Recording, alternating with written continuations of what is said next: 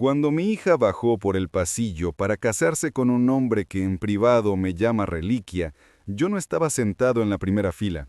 Estaba en la mesa 17, metido en el rincón más oscuro del salón, pegado a las puertas batientes de la cocina de servicio. Mi propio hijo la llevó al altar mientras yo miraba desde las sombras como un fantasma al que invitaron por lástima. Ellos creían que ocultaban su vergüenza. Creían que yo era solo el jubilado de la basura con una pensión que apenas me llegaba para el alquiler. No tenían ni idea de que los 10 millones de dólares que les dejó su madre ya estaban a buen recaudo en un fideicomiso al que nunca iban a poder tocar. Ese desprecio fue la gota que colmó el vaso. En ese momento decidí que no vería ni un centavo. Me llamo Bernard Payne, tengo 71 años, y esta es la historia de cómo mis hijos me empujaron demasiado lejos. La humillación empezó en cuanto bajé del taxi frente al Plaza Hotel. Me detuve a ajustarme la corbata delante de las puertas giratorias de latón. Era un traje gris carbón, la tela ya gastada en los codos y pasado de moda hacía 20 años. Era el traje que Eta, mi difunta esposa, eligió para nuestras bodas de plata. Ella decía que parecía un rey con él puesto. Ahora, bajo el toldo dorado del hotel más caro de Nueva York, parecía un trasto viejo. Fui hacia la entrada principal con el corazón lleno de orgullo por mi hija y los nervios de un padre. «Disculpe, señor». Una mano pesada se posó en mi hombro antes de que tocara la manilla. Era un guardia de seguridad joven, con auricular y cara de hastío. No me miró a los ojos, miró mis zapatos sucios y los puños raídos de la camisa. La entrada de servicio está por la calle 58, dando la vuelta. Su voz era plana. Los repartos y el personal no usan el vestíbulo principal. Sentí que me ardían las mejillas, ese calor que conocí 30 años recogiendo basura en barrios ricos. Saqué del bolsillo el sobre color crema con letras doradas. «Soy el padre de la novia», dije manteniendo la voz firme aunque me temblaba un poco la mano. El guardia parpadeó, miró la invitación, miró mi cara y volvió la invitación. No se disculpó. Solo se hizo a un lado con un gruñido de mala gana, como si me hiciera un favor al dejarme entrar a la boda de mi propia hija. Entré al vestíbulo. Las arañas de cristal parecían demasiado fuertes para mis ojos cansados. Me abrí paso entre los invitados. Olía a perfume caro y lirios frescos. Mi hija Nia se había casado con la familia Sterling, dinero viejo de Connecticut, de los que tienen casas de verano y caballos. Vi a Preston, mi nuevo yerno, riéndose junto a la barra con sus padres. Brillaban, con copas de champán en la mano y dientes blanqueados. Preston me miró de pasada, como si yo fuera parte del empapelado. Fui al cartel del sitting, busqué la mesa principal, la de la familia, di a los padres de Preston, a sus hermanos, incluso a mi hijo Dante y a su mujer Becky. Mi nombre no aparecía. El corazón me dio un vuelco. Bajé la lista. Primos, amigos de la universidad, socios de negocios. Al final encontré Bernard Payne, mesa 17. Fui contando. La 1 estaba en el centro, la 5 junto a la pista.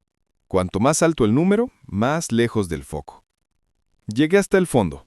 La mesa 17 era una mesita redonda coja, metida en un rincón oscuro, justo al lado de las puertas de la cocina. Cada vez que un camarero las empujaba, me llegaba una ráfaga caliente y grasienta y el ruido de los platos. No estaba con la familia. Estaba con el ayudante del fotógrafo freelance y 2 choferes que esperaban a sus jefes. Me senté y puse las manos sobre las rodillas para que dejaran de temblar. Me dije que era un error, que Nia estaría estresada, que las bodas son un caos. Entonces la puerta volvió a golpear la silla. ¡Cuidado!, gritó alguien. Un camarero que venía corriendo con una bandeja de copas de vino tinto intentó pasar por el hueco estrecho entre mi silla y la pared. Tropezó. Sentí el líquido frío antes de ver la mancha. Una copa se volcó y el vino oscuro me empapó toda la manga izquierda, el traje favorito de Eta. «Dios mío», murmuró el camarero, mirando la silla de terciopelo, no a mí. Apareció un encargado de sala en traje. Tampoco me miró a mí, miró la silla con pánico. «Traigan un trapo para el terciopelo». «Esto es tela vintage», dije con la voz tensa. «El vino me ha caído en la jaqueta». El encargado me echó un vistazo rápido a la mancha y la descartó, como si el traje ya estuviera perdido de antes. «Los baños están al fondo a la derecha», dijo dándome la espalda. «Procure no gotear en la alfombra». Yo, un hombre de 71 años que levanté una empresa de basura desde un solo camión hasta venderla por 8 cifras, tratado como una molestia en la boda de mi hija, volví a sentarme con la tela mojada pegada al brazo. No me iría, no les daría el gusto. Entonces apareció Preston. Iba del brazo de su madre, todo él, el niño de oro que Nia adoraba. Me vio limpiándome la manga y se acercó. Por un segundo pensé que venía a disculparse por el sitio o por el vino. «Bernie», dijo en voz baja, «nunca me llamó papá. Nunca señor Payne. Siempre Bernie, como quien habla con un niño lento». Suspiró y negó la cabeza. «Mire cómo te has puesto ya». «Fue un accidente, Preston». «Sí, bueno». Me cortó y miró nervioso hacia donde los cámaras ajustaban las luces. «Estamos a punto de los discursos y los primeros bailes. Los cámaras van a ser barridos del salón». Señaló vagamente mi traje manchado, mi corbata vieja, mi presencia entera. «Desentonas, Bernie. El concepto era muy concreto, black tie, elegante. Esto», me señaló el pecho con un dedo manicuriado, «distrae. Hazme un favor y quédate quietecito aquí, ¿vale?» Chasqueó los dedos hacia un empleado. «Oye, ¿podemos correr este biombo?», señaló un panel pesado de terciopelo que ocultaba las zonas de servicio. «Tíralo un poco más aquí. Perfecto». El empleado lo arrastró y lo colocó de forma que tapara completamente la vista de la mesa 17 desde el salón. Me habían encerrado literalmente detrás de una cortina de terciopelo. «Gracias, Bernie», dijo con una sonrisa que no llegó a los ojos. «Disfruta la comida. El pollo está buenísimo». Dio media vuelta y volvió a la luz. Yo me quedé en la sombra de la cortina de terciopelo. El ruido de la fiesta llegaba amortiguado. Estaba en la boda de mi hija, pero igual podría haber estado en un callejón del Bronx, invisible, trabajando en la oscuridad para que otros vivieran en la luz. Bajé la vista a mis manos. Estas manos tienen callos que nunca desaparecieron del todo. Levantaron miles de toneladas de basura para que Nia tuviera clases de piano. Agarraron el volante 16 horas al día para que Dante tuviera zapatillas nuevas.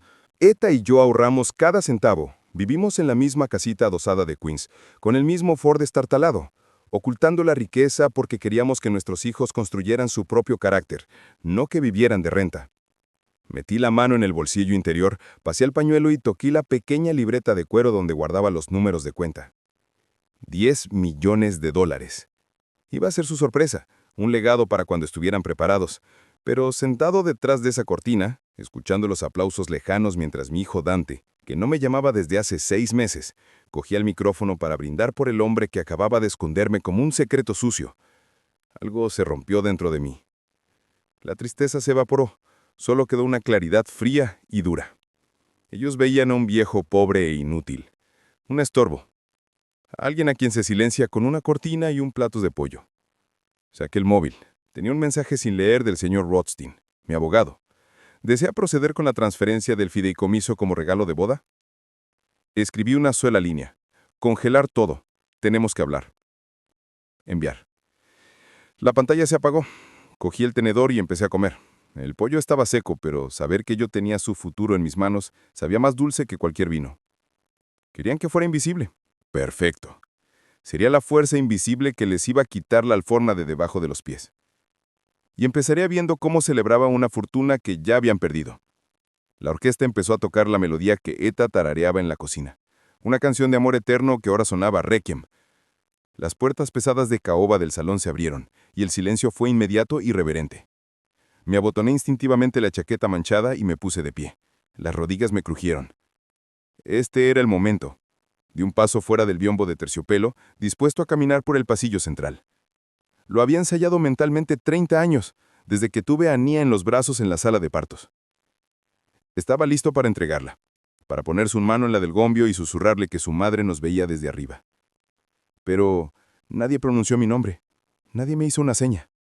Vi paralizado cómo mi hijo Dante salía de la primera fila. Iba impecable de smoking, uno que sabía que no podía pagarse, y le ofreció el brazo a su hermana. Se me cortó la respiración. No solo me habían escondido en la sombra, me habían reemplazado por completo.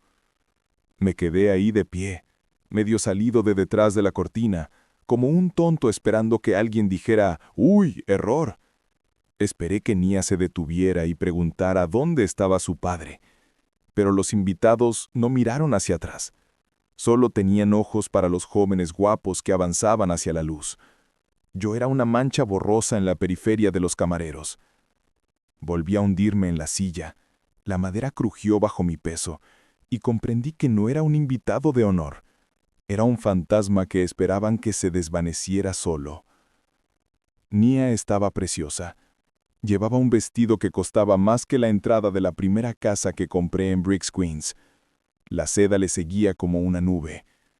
Cuando pasó cerca de las mesas del fondo, llegó a menos de 3 metros de mi rincón. Me incorporé, ignorando el vino que aún me empapaba el brazo. Me dije que Preston la había obligado, que me estaba buscando, y por un segundo fugaz, sí giró la cabeza. Sus ojos se encontraron con los míos detrás del biombo. El tiempo se detuvo en el aire perfumado. Enderecé la espalda y le ofrecí la misma sonrisa suave y orgullosa que le di después de su primer recital de piano, la misma que le di cuando se graduó de la universidad. Esperé un gesto, un guiño, una lágrima, cualquier cosa que dijera, «Te veo, papá». Pero el reconocimiento desapareció tan rápido como llegó. Fue reemplazado por una indiferencia absoluta. No me devolvió la sonrisa. Giró la cabeza hacia adelante y su rostro se iluminó con una alegría practicada al mirar a los padres de Preston. Les regaló a esa pareja rica y blanca que nunca cambiaron un pañal, nunca hicieron turnos dobles para pagarle el violín, nunca la abrazaron cuando lloraba por un desamor, la adoración que era mía. Ese segundo de rechazo dolió más que 30 años levantando basura. La ceremonia terminó entre aplausos que sonaron a truenos, pero yo seguí sentado.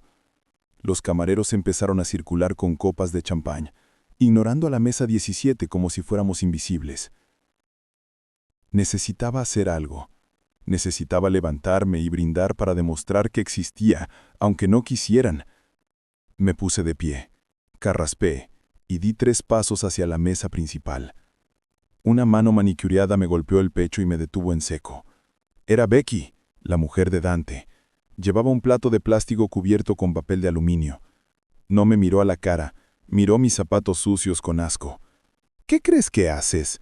Quiero brindar por los novios. Soltó una risa cruel y corta que hizo que un camarero mirara. Ni hablar, siseó, acercándose tanto que invadió mi espacio.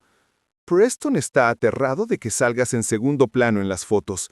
Mírate, Bernard, pareces de pueblo, pareces de comedor social, no del plaza. Estás arruinando la estética.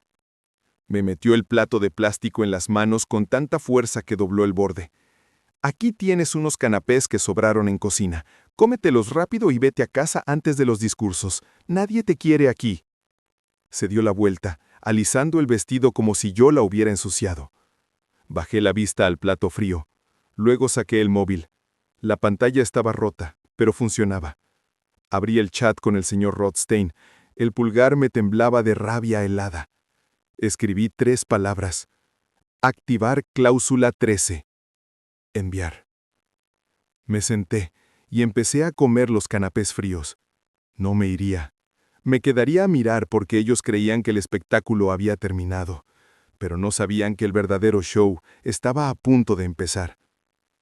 Los últimos invitados salían del salón, dejando un paisaje de manteles manchados y tarta a medio comer. Fui abriéndome paso entre las sillas vacías hacia la suite privada donde la familia recogía los regalos. Las piernas me pesaban, no solo por la edad, sino por el pequeño cofre de roble pulido que llevaba en mis manos callosas. Lo había tallado yo mismo en el garaje hacía 30 años, con la madera de un árbol que cayó en el jardín de la primera casa que Eta y yo compramos. Dentro estaba el futuro que había construido para mi hija. Un cartoncillo bancario con $5,000 visibles, y debajo del forro de terciopelo, la escritura de esa misma casa en Brooklyn, libre de hipoteca, renovada, valorada a casi 2 millones. Llegué a la puerta de la suite y dudé. Dentro se oían risas, el alivio de que la función hubiera terminado. Empujé la puerta. Nia estaba sentada en un sofá mullido, con los zapatos quitados, masajeándose los pies. Dante servía más champán. Preston se aflojaba la pajarita, la cara colorada de alcohol y adrenalina. Cuando entré, la habitación se quedó en silencio. El aire olía a colonia cara y a indiferencia. Nia me miró con cansancio que se volvió leve molestia. No preguntó si había disfrutado la boda, ni si había comido. Solo miró el cofre de madera como si llevara una rata muerta. Me acerqué, quedándome fuera de su círculo de riqueza. «Tengo algo para ti», dije a Nia. «Tu madre quería que lo tuvieras el día que empezaras tu nueva vida». Extendí el cofre, las manos firmes aunque el corazón me temblaba. No estaba envuelto en papel plateado, ni tenía lazo de seda. Era solo madera, sencilla y sólida, como el amor que intenté darles. Preston se levantó tambaleándose un poco y se puso entre su mujer y yo. Me arrebató el cofre con la arrogancia de quien nunca ha oído un no. Lo sopesó con una sonrisa burlona. ¿Un reloj? ¿Alguna antigüedad que sacaste del desván? Abrió la tapa con el pulgar. La madera crujió como el hogar de siempre. Miró dentro y soltó una carcajada incrédula y cruel. Sacó la libreta de ahorros azul que yo había puesto encima. La abrió y vio el saldo impreso el día anterior. $5,000. Miró el número, miróme a mí, miró otra vez el número y empezó a reírse, una risa que subió de volumen hasta convertirse en un rugido. Agitó la libreta como un trofeo. Chicos, venid a ver el regalo del siglo!, gritó a los padrinos que quedaban en la barra. El suegro se ha lucido de verdad. $5,000. Alcanza para las flores de la mesa principal o para un depósito de gasolina de la limusina. Los padrinos se reían, chocando copas. Uno bromeó con comprar un Honda usado. Yo me quedé helado viendo cómo pasaban la libreta como un cómic.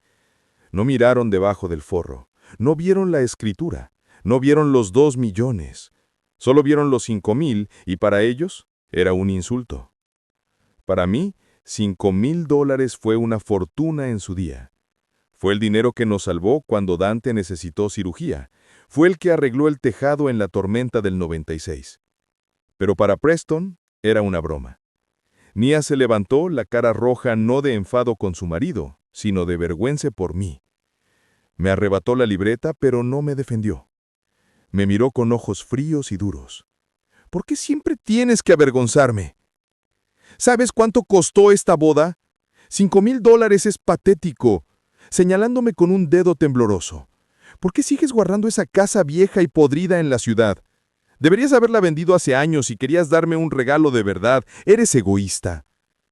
Llamó choza al hogar donde dio sus primeros pasos. No sabía que yo había renovado el interior con mármol y suelos de madera los últimos 5 años. No sabía que era un palacio dentro de una cáscara tosca. Tiró la libreta dentro del cofre con violencia. Preston le quitó el cofre. Me miró con puro desprecio. No necesitamos tu caridad. Fue hasta el cubo industrial de basura lleno de servilletas usadas y botellas vacías. Lo sostuvo encima del borde, mirándome a los ojos, retándome a hablar. Luego lo soltó. El golpe del roble contra el fondo sonó como un martillo de juez. Miré el cubo. Miré a mi hija. Ella me dio la espalda y levantó su copa de champán. Fui al cubo. Metí la mano entre la porquería y recuperé el cofre. Limpié una mancha de glaseado con la manga. Comprobé el forro. La escritura seguía allí. Cerré la tapa. Miré la espalda de Nia una última vez. ¿Estás segura? No se giró. Solo agitó la mano por encima del hombro. Vete a casa antes de que cierren los autobuses. Guardé el cofre bajo el brazo y salí por la puerta de servicio a la noche fría. Habían tirado a la basura $2 millones, pero sobre todo, habían tirado a la basura a su padre. Y a ninguno de los dos lo recuperarían jamás. Estaba cuidando las hortensias que plantó Eta hacía 40 años cuando el chirrido de neumáticos rompió la paz de la mañana.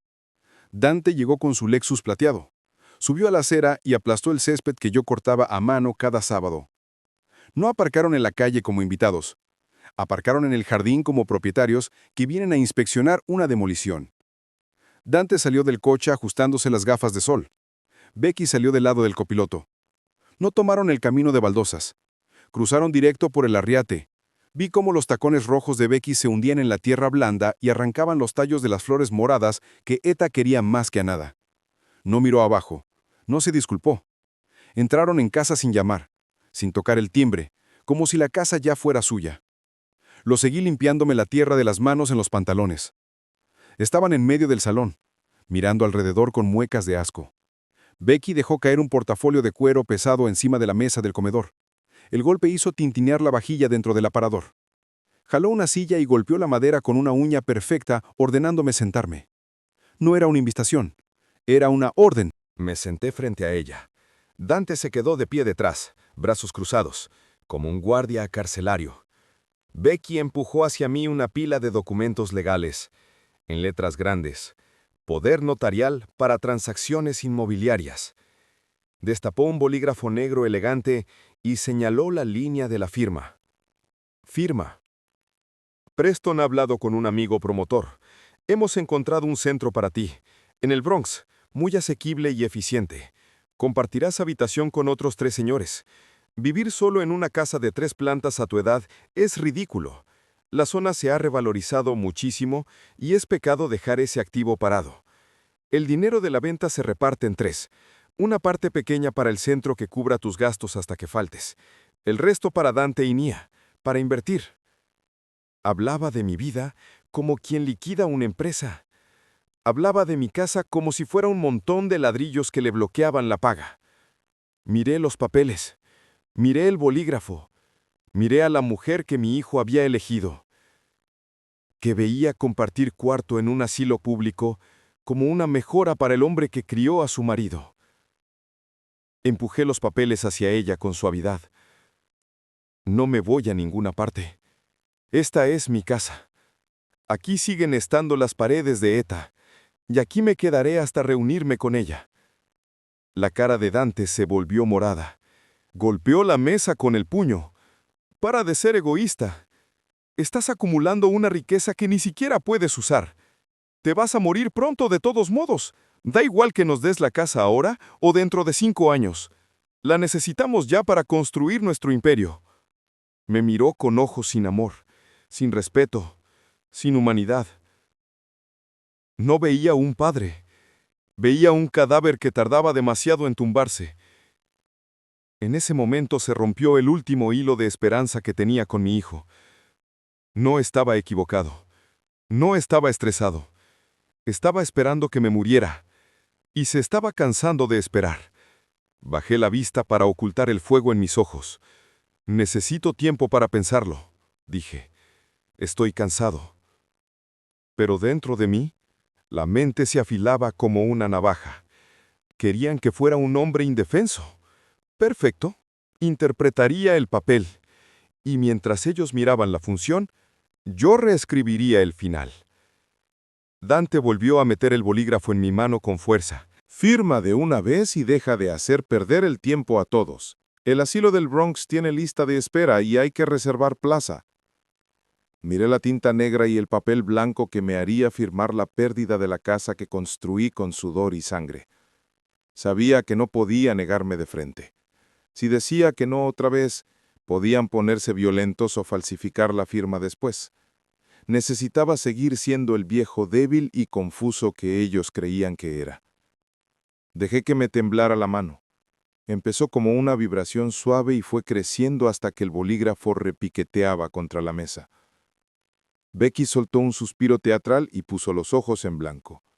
Alcé la vista con ojos acuosos y balbuceé. Perdonad, hoy tengo los nervios fatal. Las manos no me obedecen. Con la otra mano cogí la taza de café frío para dar un sorbo y calmarme. Lo calculé perfecto.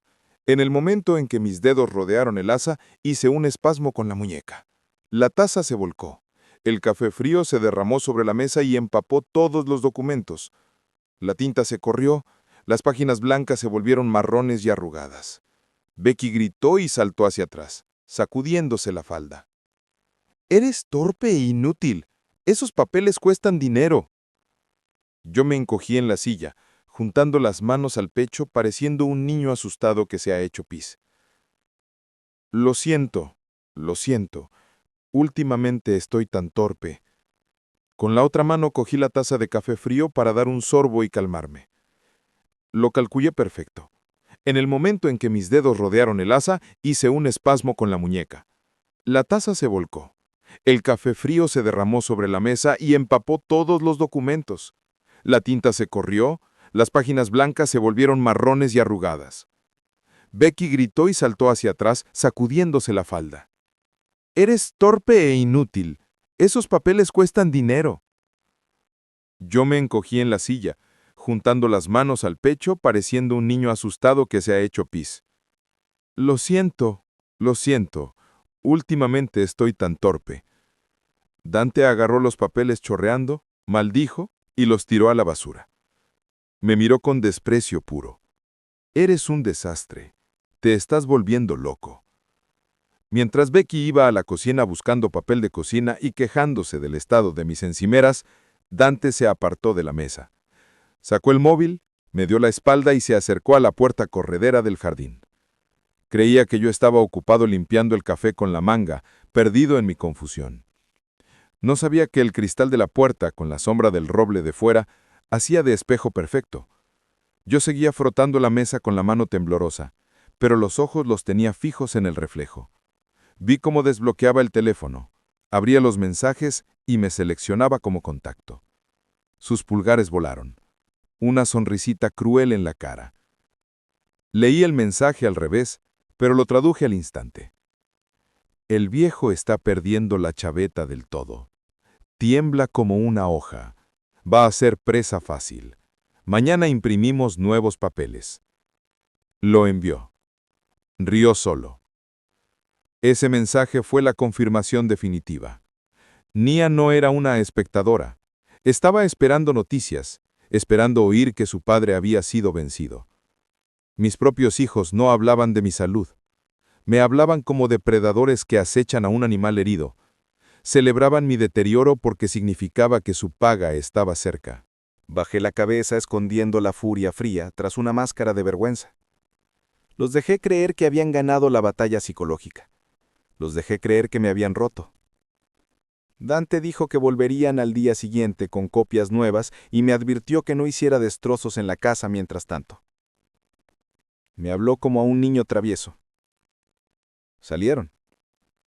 Becky seguía quejándose del olor a café viejo. Los vi desde la ventana como el Lexus retrocedía y desaparecía. En cuanto el coche se perdió de vista, me levanté. El temblor desapareció de golpe. Enderecé la espalda. Fui a la puerta del armario bajo la escalera, la que mis hijos creían que guardaba abrigos y aspiradoras viejas. Aparté los abrigos de lana y puse la palma en el panel trasero. El escáner biométrico leyó mi huella y la pared se abrió con un clic. No era un trastero, era una sala de servidores climatizada, llena de luces parpadeantes y el zumbido suave de los ventiladores. Me senté en mi sillón ergonómico y encendí los monitores. Había instalado todo el sistema hacía 5 años, cuando vendí la empresa de basura, para proteger mi fortuna y mis datos. Tecleé el código y abrí la transmisión del localizador que le había puesto al chasis del Lexus de Dante el mes anterior, cuando vino a pedirme dinero para neumáticos.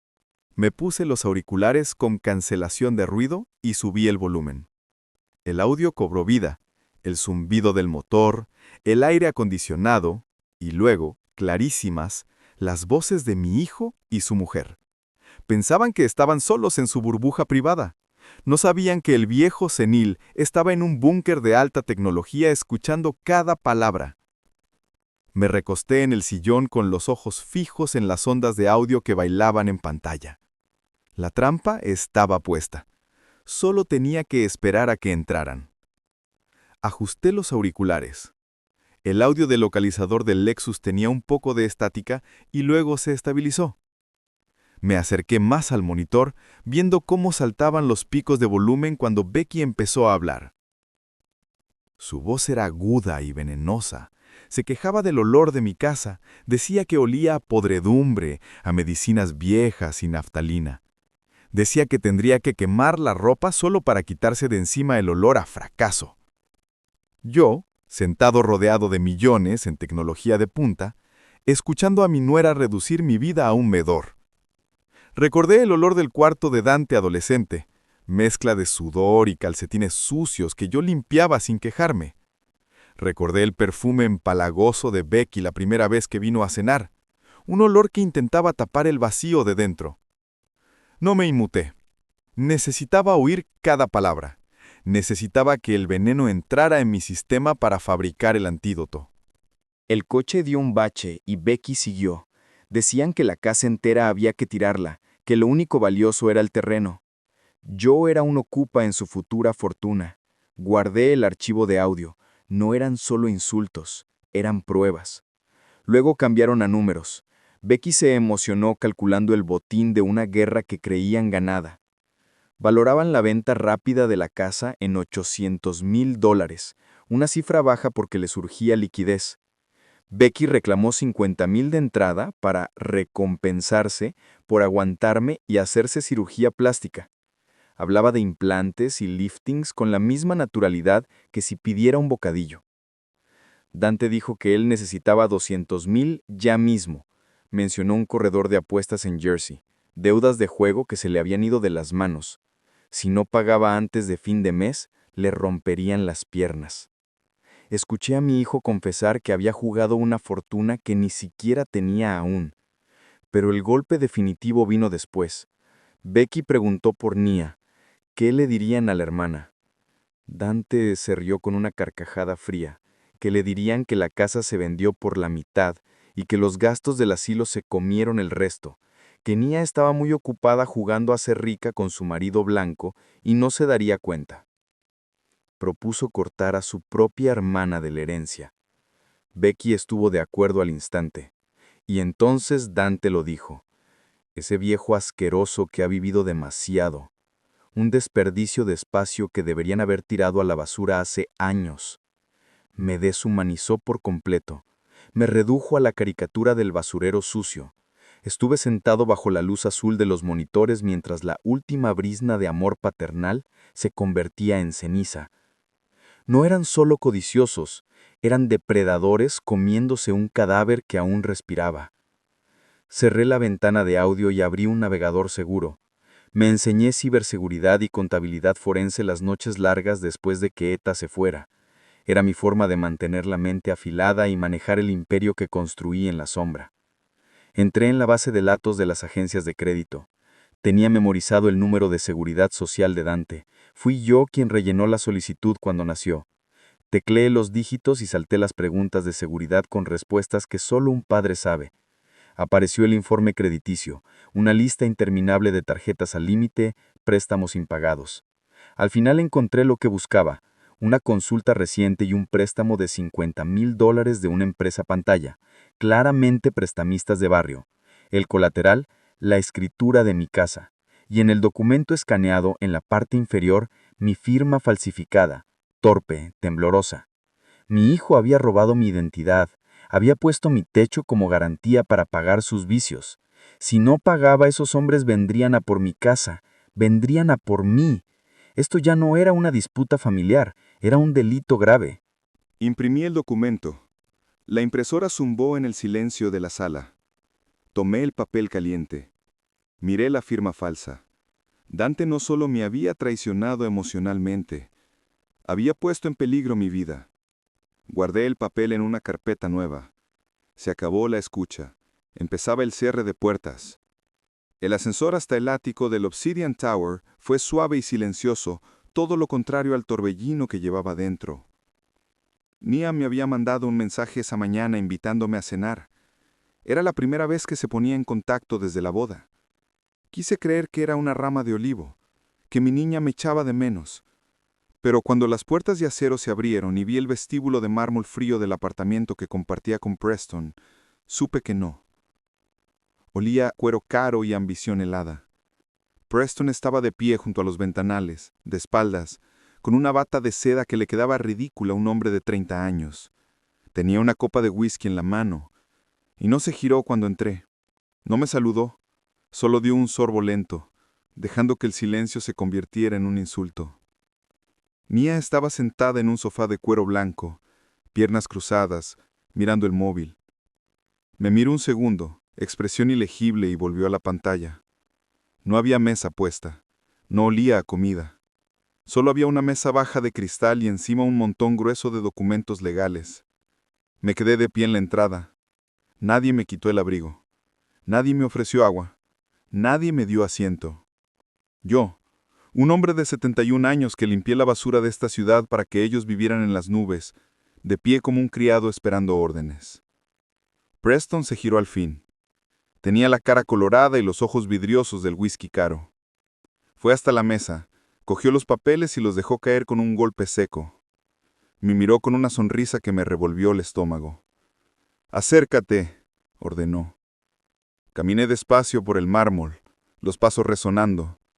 Me detuve delante de él con la espalda encorvada y la mirada baja. Necesitaba que siguieran subestimándome. Señaló los papeles. «Tengo una propuesta de negocio».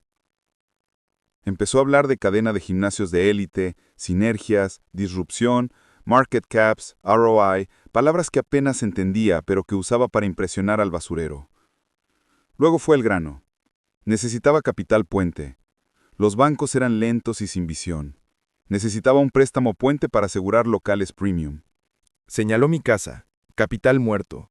Estaba ahí pudriéndose, sin hacer nada por la familia. Era hora de que yo aportara. Miré los papeles. Solicitud de segunda hipoteca con mi casa como garantía. Condiciones abusivas. Un solo impago y el prestamista se quedaba la propiedad. Mi propiedad. Preston sacó un tampón de tinta negro pequeño y lo puso junto a la línea de firma. No me ofreció bolígrafo. Me miró con desprecio racista puro. Solo pone el pulgar aquí. Es más fácil que firmar. Me hablaba como si fuera analfabeto, como si no supiera escribir mi propio nombre. El insulto fue tan directo que casi me corta la respiración. Yo había firmado contratos de millones, había negociado con sindicatos y ayuntamientos, y este niño, que nunca había trabajado duro, me trataba como ganado. Dudé. Miré a Nia. Esperé que dijera algo, que defendiera a su padre. No levantó la vista del móvil. Preston se acercó más, el aliento alcohólico. No tienes elección. Si quieres seguir siendo parte de esta familia, paga la cuota. Y sacó la última carta. Iban a tener hijos pronto. Si no les ayudaba ahora, que no esperara ver nunca a mis nietos. Me amenazó con lo único que me quedaba por perder. La rabia me quemó por dentro, pero la contuve. Necesitaba seguir el teatro una vez más. Extendí la mano temblorosa hacia el documento. Balbuceé que no entendía. Cogí el tampón de tinta dejando que me temblara todo el brazo. Al rozar el borde, di un tirón con la muñeca. El tampón salió volando y cayó boca abajo en el centro del documento. La tinta negra explotó, empapó la hoja y borró todos los términos. Junté las manos con fingido horror. Lo siento, es que las manos ya no me responden. Preston miró al papel arruinado. La cara se le puso roja como la grana, las venas del cuello se le marcaron. Rugió de pura furia y sin pensar levantó la mano y me dio una bofetada fuerte. El golpe me giró la cabeza. Las gafas volaron y se estrellaron contra el mármol. Noté sangre dentro del labio. El dolor físico fue agudo, pero nada comparado con el frío que me invadió. Me quedé quieto esperando el grito, esperando que Nia saltara, que corriera a mi lado, que empujara a su marido y le preguntara cómo se atrevía a tocar a su padre. Pero la habitación se quedó en silencio. Giré despacio la cabeza dolorida hacia mi hija. Nia se había levantado. Había dejado el móvil, nos miraba. Miró a Preston jadeando de rabia. Luego me miró a mí, sujetándome la mejilla hinchada. No se acercó. No habló.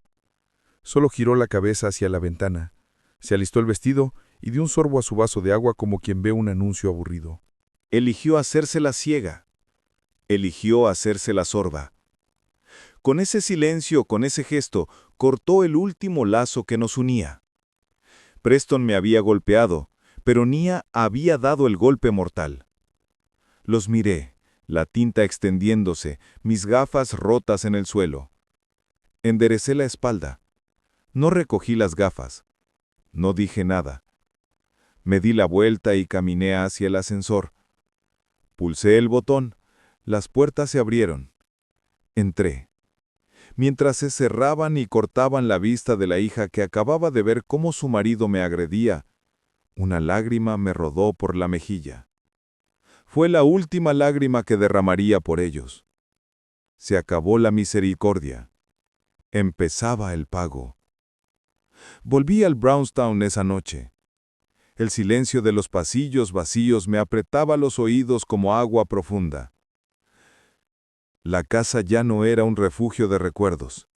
Era la escena de un crimen donde habían asesinado mi corazón. Fui directo al dormitorio principal, la habitación donde no había dormido desde que Eta se fue. Aún olía levemente a su loción de lavanda. Me arrodillé junto al armario rogle, levanté la tabla suelta del suelo y saqué la caja fuerte ignífuga empotrada. Giré la combinación de memoria. La puerta pesada se abrió. Dentro estaban las escrituras, los certificados de acciones, el libro encuadernado del fideicomiso. Pero saqué algo más. Un diario viejo de tapa burdeos con cantos dorados. El diario de Eta. Me senté en el borde de la cama. El colchón crujió, y pasé la mano por la tapa. Las manos me temblaban, no de edad, sino del dolor fantasma de la noche en que mi vida realmente terminó. Todos creían que Eta murió plácidamente, mientras dormía, que el corazón simplemente se paró después de 65 años de amor y trabajo. Esa fue la mentira que conté al mundo para proteger a mis hijos, para proteger a Dante. Abrí el diario en la última entrada, fechada hace 9 años. La tinta estaba corrida por lágrimas. Leí las palabras que tenía grabadas a fuego y dejé que el recuerdo de aquel terrible martes me inundara. Llovía sin parar, una lluvia fría de noviembre que golpeaba las ventanas. Eta había sido tesorera de la iglesia bautista Greater Hope por 15 años. Se enorgullecía de cada centavo recaudado para la cocina social y las becas. Estaba en la mesa de la cocina rodeada de facturas y extractos bancarios, la frente arrugada de confusión que se volvió horror. Yo leía el periódico en el salón cuando la oí jadear. Un sonido de dolor físico. Corrí y la encontré agarrándose el pecho con una mano y con la otra un montón de talones de retiro. Me miró con ojos llenos de traición y susurró el nombre de Dante. Había descubierto el desfalco. En 6 meses habían desaparecido $10,000 de las cuentas de la iglesia. La firma era una falsificación torpe de la suya, pero las fotos de seguridad del banco mostraban a nuestro hijo en ventanilla. Dante había robado a Dios. Había robado a los pobres para pagar su primer negocio fallido y un coche deportivo que estrelló 3 semanas después. Eta intentó levantarse para llamarlo, para exigirle una explicación, pero el estrés fue demasiado. El corazón, ya débil de tanto preocuparse en silencio por la codicia de nuestros hijos, cedió. La recogí del suelo de linóleo mientras la vida se le escapaba de los ojos. Me agarró la solapa con una fuerza que me asustó y me hizo jurar. Me habló del dinero de la patente de hace años. Había invertido sus pequeños ahorros en la fórmula capilar de una amiga que explotó en el mercado. Había reinvertido cada dólar en silencio y creado una fortuna de 10 millones que pensaba revelarles en Navidad. Pero en ese momento, muriendo en el suelo de la cocina, vio la verdad. El dinero no los ayudaría, los destruiría. Me hizo prometer que lo escondería, que lo guardaría hasta que aprendieran el valor del dinero, hasta que aprendieran integridad. «Escóndelo, Bernie», jadeó. «No dejes que lo tengan hasta que sean buenos». Y se fue. Cerré el diario. Lo había cumplido 9 años. Los había visto sufrir, esperando que el sufrimiento forjara carácter. Los había visto caer, esperando que las caídas les enseñaran humildad. Viví como pobre, guardando millones, esperando una señal de redención que nunca llegó. En vez de crecer, se pudrieron. Boilers. Dante no aprendió del robo a la iglesia. Solo aprendió a esconder mejor sus huellas, hasta que empezó a lobarme a mí. Nia no aprendió a valorar la familia. Aprendió a valorar el estatus. No se habían vuelto buenos. Se habían convertido en monstruos que se burlaban de su padre y planeaban meterlo en una tumba para vaciarle los bolsillos. Miré la foto enmarcada de la mesita. La última que nos hicimos los 4 sonriendo en el porche del verano antes de que Eta muriera. Parecíamos felices, parecíamos familia, pero era mentira. Ya entonces Dante robaba, ya Nia se avergonzaba de nosotros. Solo Eta y yo creíamos en la sonrisa. Saqué la foto del marco. Fui al salón donde aún quedaban cenizas del invierno pasado. Encendí una cerilla. La llama creció hambrienta. Puse la esquina de la foto al fuego y vi cómo las caras de mis hijos se arrugaban y ennegrecían. Vi cómo la imagen de la familia que fingimos ser se convertía en humo y ceniza. Lloré con lágrimas que quemaban. No lloraba por Dante ni por Nia. Lloraba por Eta. Lloraba porque tenía que romper mi promesa. No podía seguir esperando a que fueran buenos.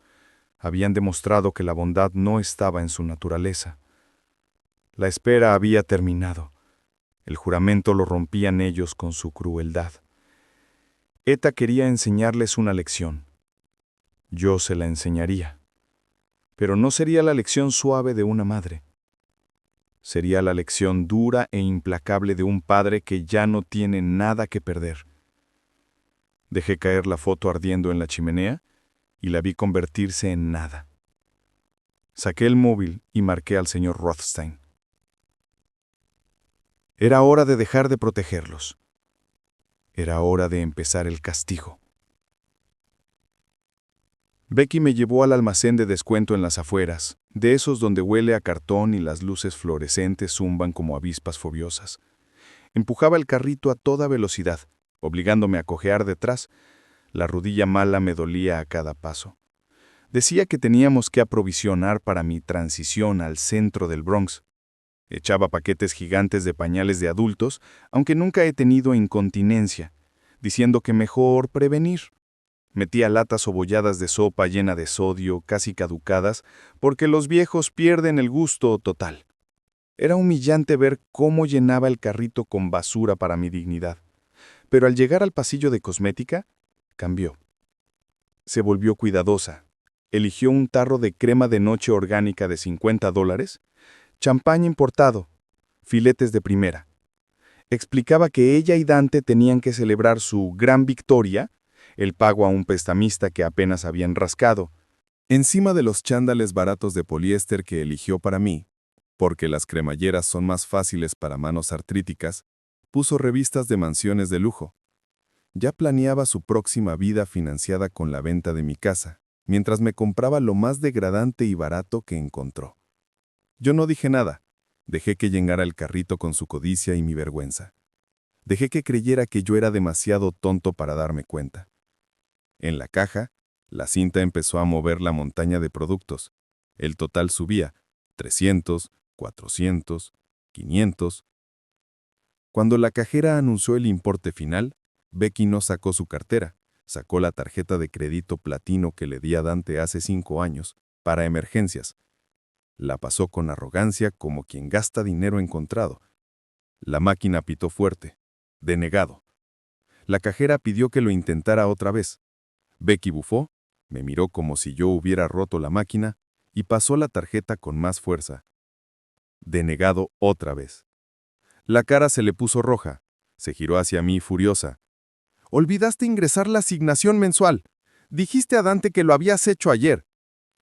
La cajera preguntó si tenía otro medio de pago. Becky dio un golpe en el mostrador. «Es culpa suya», gritó señalándome. «Está senil. Se olvida de pagar las facturas. Ahora me ha puesto en ridículo. Llama al banco ahora mismo y arréglalo. Bernard». Yo me quedé callado viendo cómo crecía la cola detrás. La gente mirándome con lástima, viendo a un pobre viejo atormentado por su nuera. Miré la tarjeta muerta en su mano. A las 8 de la mañana había congelado todas las cuentas. Di un paso adelante con una calma y firmeza que no esperaban. Aparté la montaña de productos impagados y cogí solo un paquete de chicles de menta del expositor. Lo puse en el mostrador. Saqué de la chaqueta raída una tarjeta negra mate de titanio. la Centurion de American Express, la Black Card que solo se tiene por invitación y un historial de gasto que haría girar la cabeza a Becky. La cajera abrió los ojos como platos. Sabía lo que era. Sabía que esa tarjeta significaba poder de compra ilimitado. La cogió con manos temblorosas, como si fuera una reliquia. Becky soltó un jadeo ahogado. Nunca le había visto. No sabía que yo la tenía. No sabía que calificaba para ella. Intentó tocar la tarjeta pensando que yo iba a pagar todo, como siempre. La paré con una mirada fría y clarísima. «Solo los chicles», le dije a la cajera con voz profunda y firme. Becky balbuceó. «Pero la compra, el champán, mis cremas». Cogí el ticket y los chicles. Guardé la tarjeta negra. «Esta tarjeta no paga basura», le dije mirándola a los ojos. «No paga falta de respeto. Y desde luego no paga por ti». Me di la vuelta y salí hacia las puertas automáticas sin mirar atrás. Oí al segurita pidiéndole a Becky que se apartara para que pasaran otros clientes. Oí sus gritos llamándome, histérica. Seguí andando hacia el sol. Me metí un chicle en la boca. Sabía a victoria. La dejé allí explicándole al gerente por qué había intentado comprar $500 con una tarjeta muerta. Yo cogí el autobús a casa. Ya no necesitaba que me llevaran. Y por primera vez en mucho tiempo, sabía exactamente a dónde iba. El olor a desesperación era tan denso que casi lo podía paladear, como metal en la lengua. Dante y Preston irrumpieron en mi casa a las 9 de la mañana sin llamar, pálidos, con los ojos inyectados en sangre y la energía frenética de quienes deben dinero a gente peligrosa. No venían solos. Detrás iba un hombre bajo con un tic en el ojo izquierdo y un traje que parecía haber dormido con él puesto. Llevaba un maletín médico viejo y evitaba mirarme. Dante no preguntó cómo estaba ni por qué había humillado a su mujer en el supermercado. Fue directo al guión que claramente habían ensayado. Tu comportamiento en la tienda fue la gota que colmó el vaso. Eres un peligro para ti y los demás. Está claro que padeces demencia avanzada y no puedo vivir sabiendo que andas por ahí perdido. Preston bloqueaba la puerta asintiendo con falsa solemnidad. Presentó al desconocido como el Dr. Slate, especialista en deterioro cognitivo geriátrico que, amablemente, hacía visitas a domicilio un domingo. Me senté en mi sillón tomando café solo y los vi actuar. Sabía perfectamente qué era esto. El rechazo de la tarjeta los había aterrorizado. Sin mi dinero, los prestamistas le romperían las piernas a Dante y los acreedores se quedarían con el equipo del gimnasio de Preston. Necesitaban control inmediato de mis bienes, y como me negaba a firmar el poder, iban a declararme incapacitado a la fuerza. El Dr. Slate se sentó frente a mí. Sacó una tabla del maletín y miró a Dante buscando aprobación antes de empezar.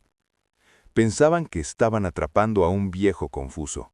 No sabían que habían entrado en la guarida de León. El doctor carraspeó y me pidió nombre completo y año actual. Puse la taza en el posavasos con mano firme y lo miré a los ojos. Bernard Payne, 2024. Anotó algo frunciendo el ceño, como si hubiera fallado. Me pidió contar hacia atrás de 100 en 100, de 7 en 7. Lo hice perfecto. Voz calmada. 93, 86, 79. Me paré en 72 y me incliné hacia él. ¿Quiere que siga hasta 0 o pasamos directamente a la parte donde falsifica el diagnóstico? El doctor se quedó helado. El bolígrafo suspendido. Dante dio un paso. Ignórelo, doctor. La paranoia es un síntoma clásico. El doctor asintió limpiándose el sudor del labio. Me preguntó si a menudo sentía que la gente conspiraba contra mí. Solté una risa seca. Según la Ley de Higiene Mental del Estado de Nueva York, la declaración de incapacidad requiere pruebas claras y convincentes de limitaciones funcionales, no el testimonio interesado de un hijo ludópata. Cité el artículo exacto sobre responsabilidades fiduciarias de un tutor designado por el juez. Los ojos del doctor se abrieron. Cambió de postura. No se esperaba una clase de derecho. Seguí preguntándole por su certificación, por qué hacía una evaluación de capacidad en un salón sin orden judicial ni segunda opinión.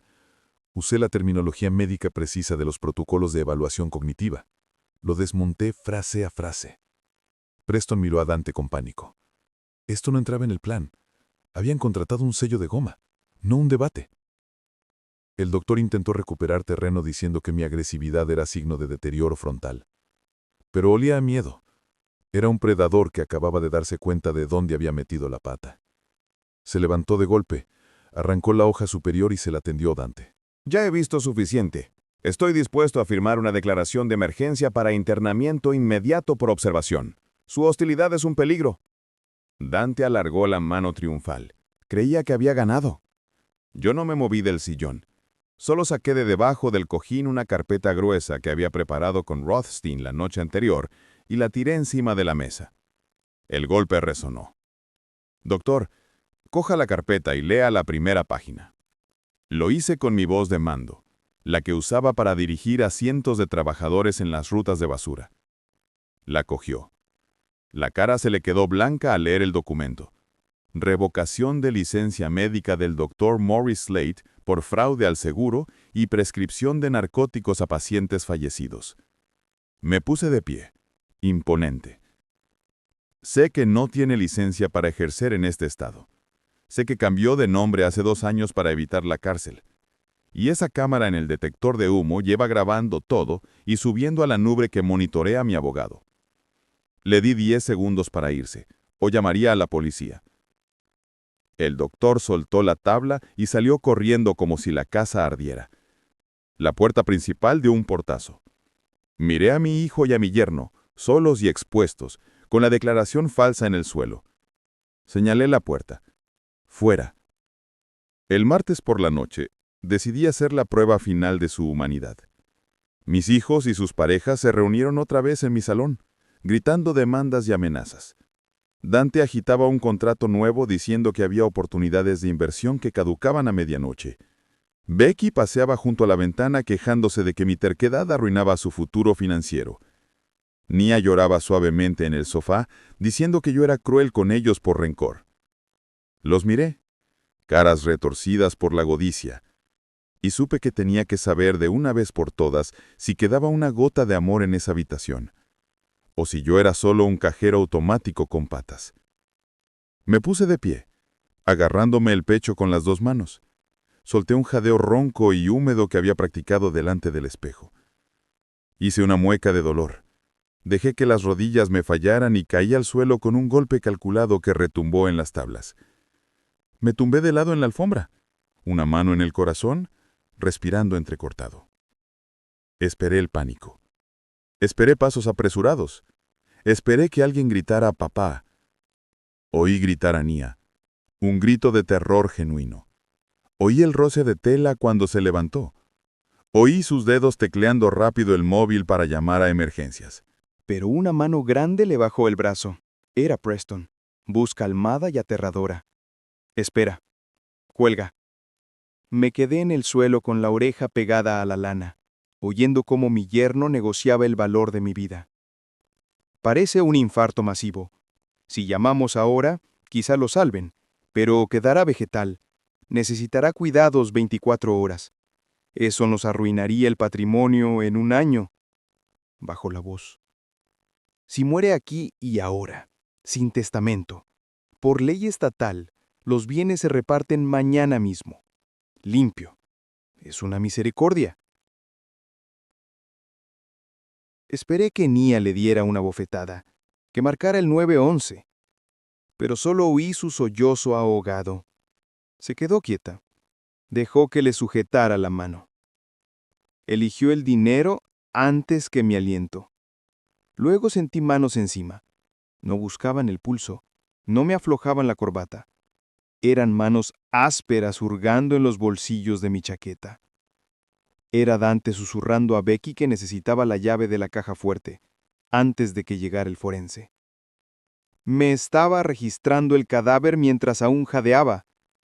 Me dio la vuelta, metió la mano en el bolsillo del pantalón y sacó el llavero de latón.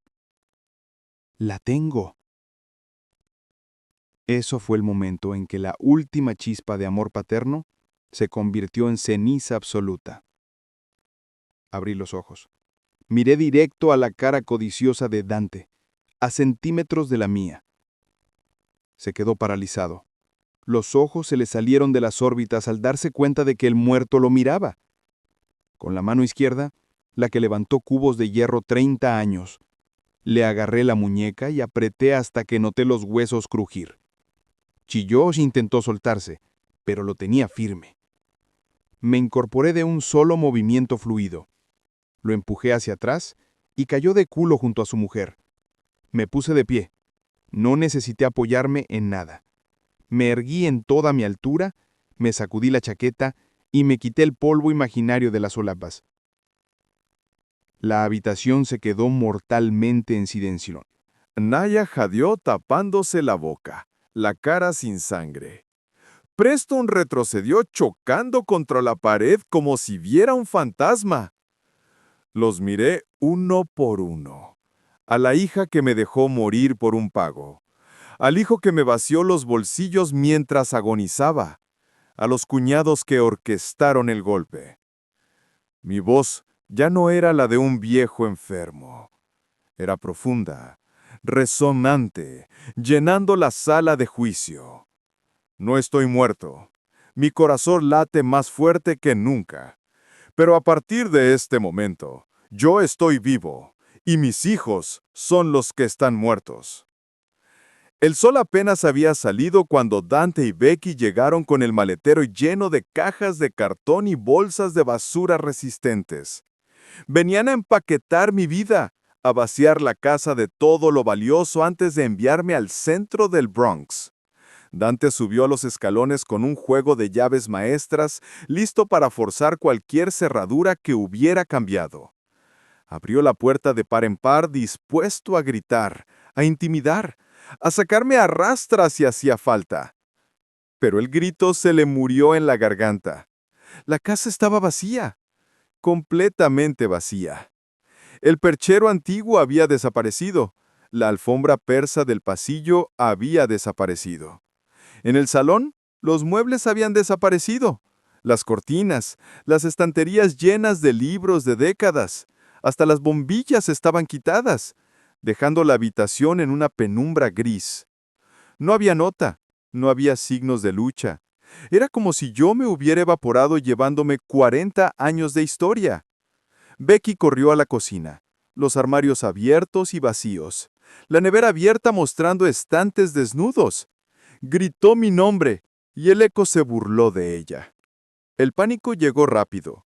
La terrible certeza de que el activo que ya habían empeñado, la herencia que ya habían gastado mentalmente, se esfumaba ante sus ojos.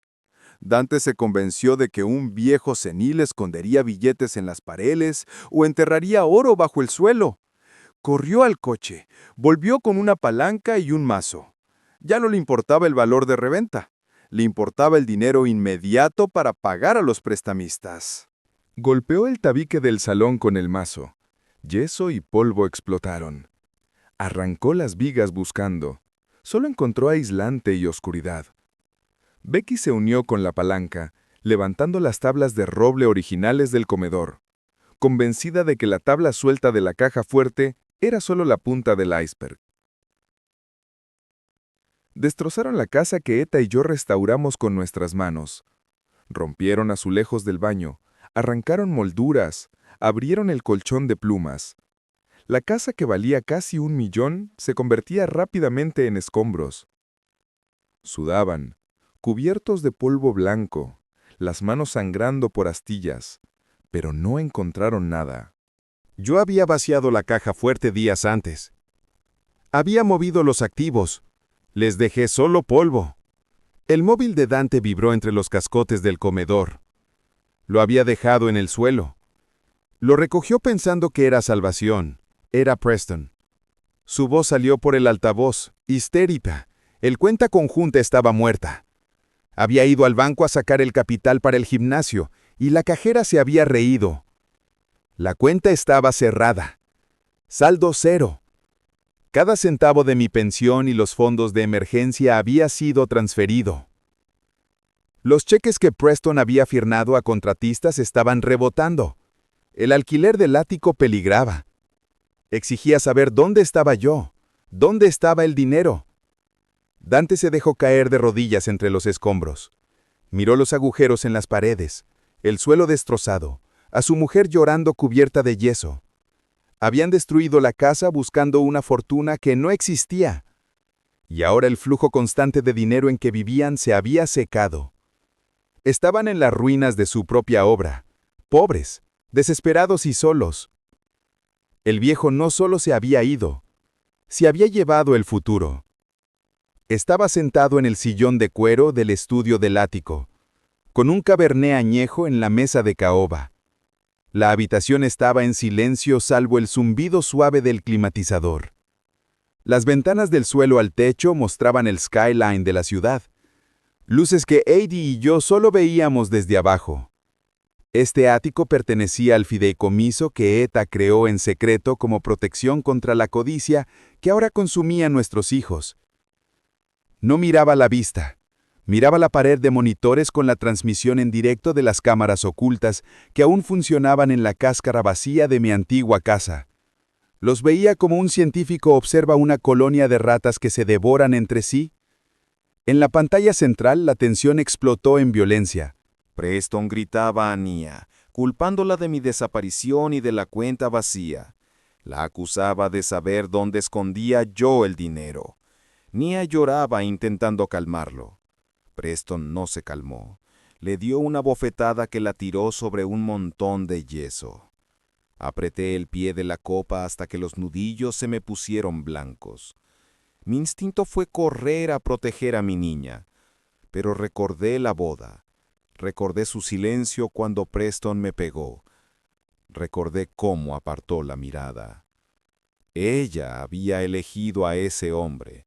Había elegido esa crueldad porque venía envuelta en promesa de riqueza.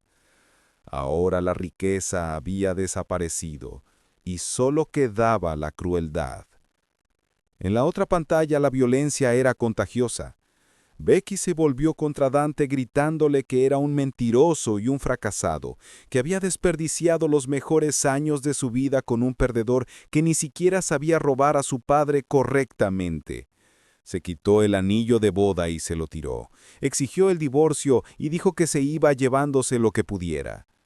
Dante no peleó, solo se quedó sentado, roto. El enfrentamiento interno se interrumpió por un golpe externo. Un martilleo pesado en la puerta principal. No era un golpe, era un ariete.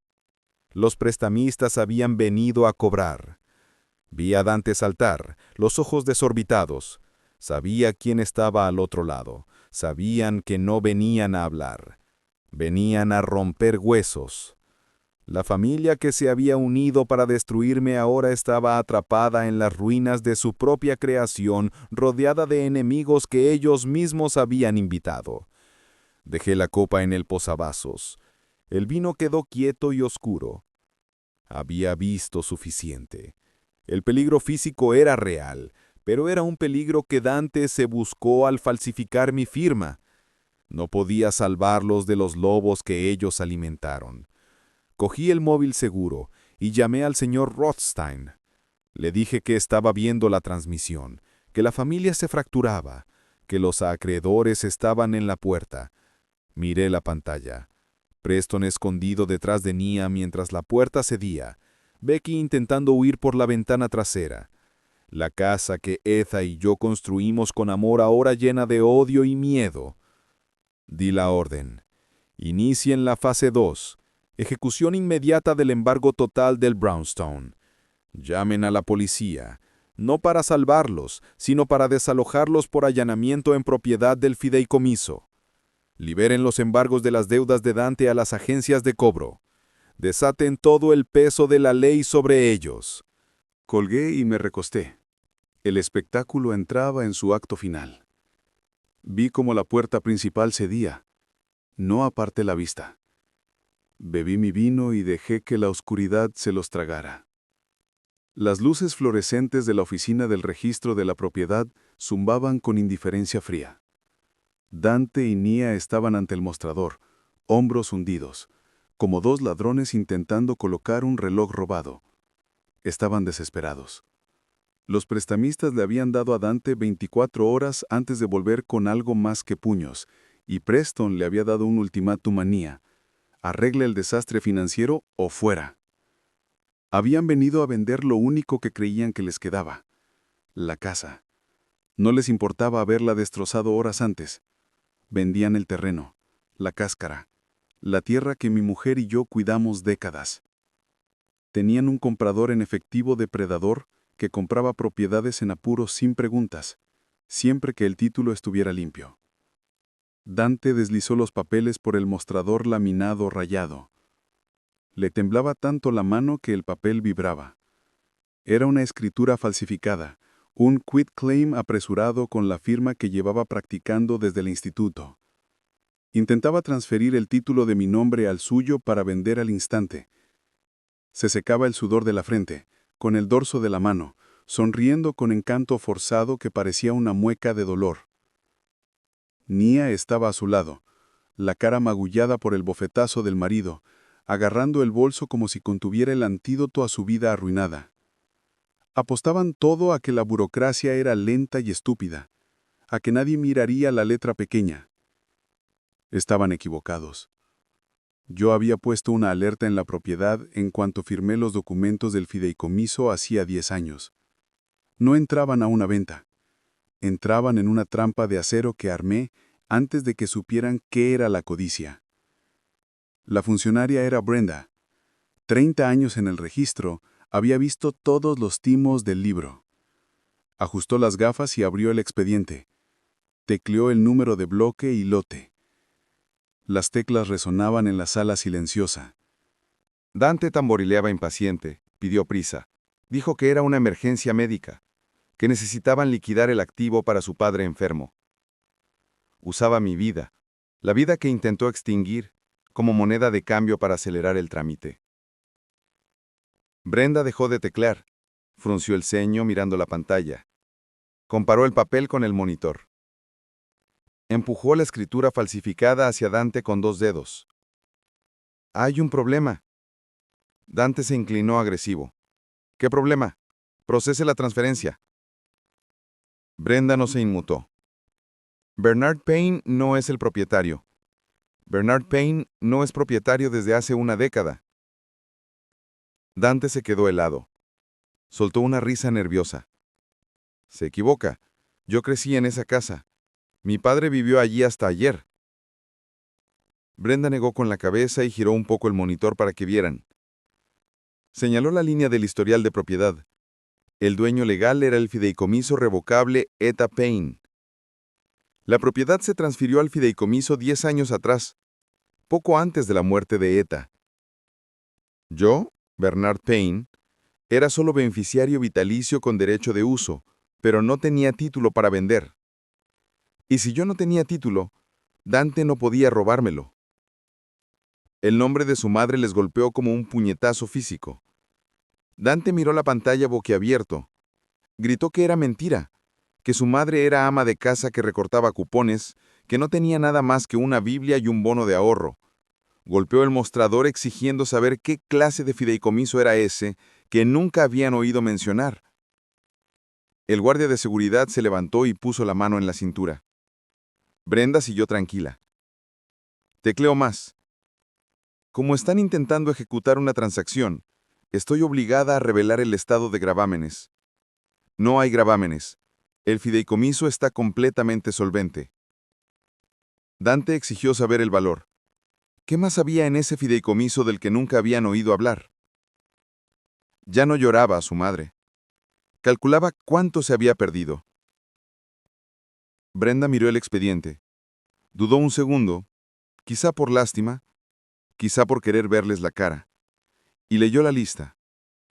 El fideicomiso influía la escritura del brownstone libre de cargas y 15 edificios comerciales mixtos en el centro, bancos, tiendas de lujo, torres de oficinas.